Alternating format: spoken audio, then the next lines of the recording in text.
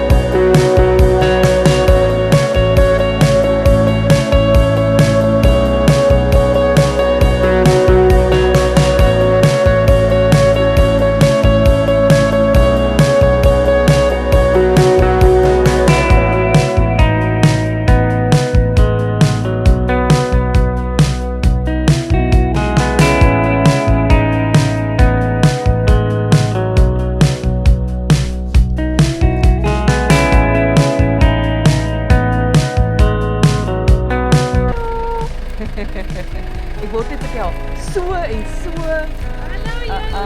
Hallo.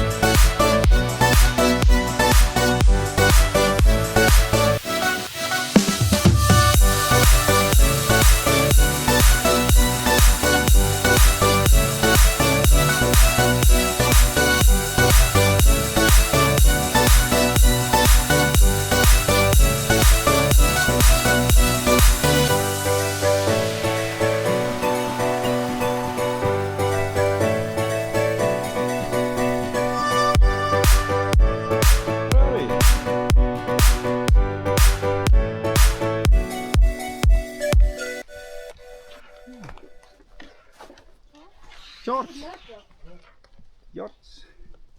Ek sê kyk as jy nou elke dag so paadjie het om te stap. Ai jou. Lekker. Ai jou.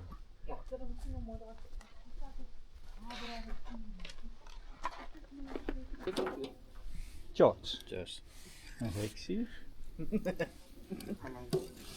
Hallo. Matthias. Hallo. Frikkie. Frikkie. Nou, Frikkie se maar geloop. Hallo.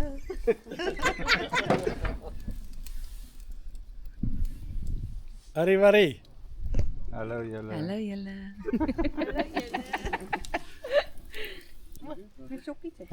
Cheers. George. George. Cheers. Cheers. My botteltjies. Cheers. Kyk by die liggie. Kyk die lig. Son.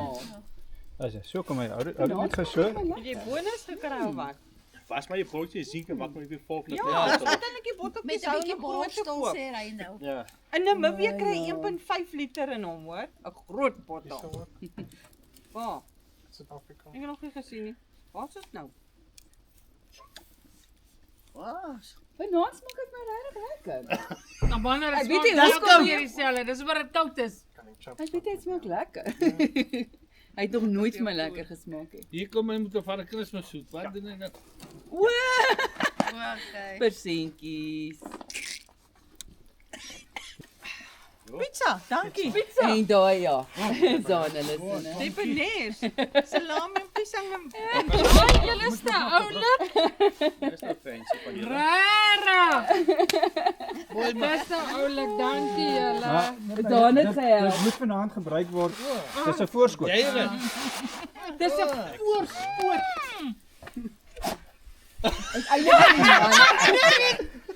Ek sien. Gaan koud kry.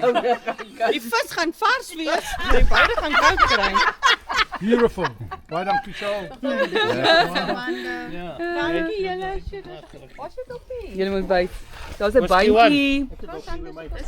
Hallo. Is joune meneer, jy moet hom. Dit voel soos 50 Shades of Grey.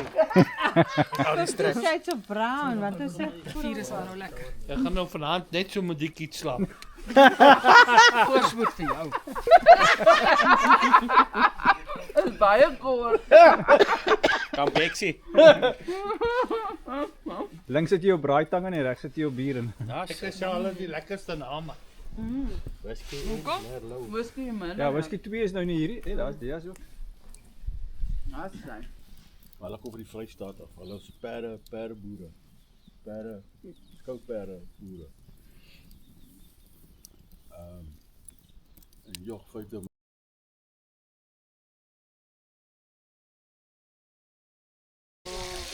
Die kratte. Laat iemand sê kos. Ek het eers gekaan nie. Dubbel doorig. Nee, maar.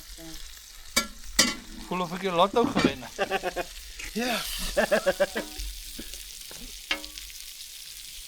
gooi daar wel. Okay.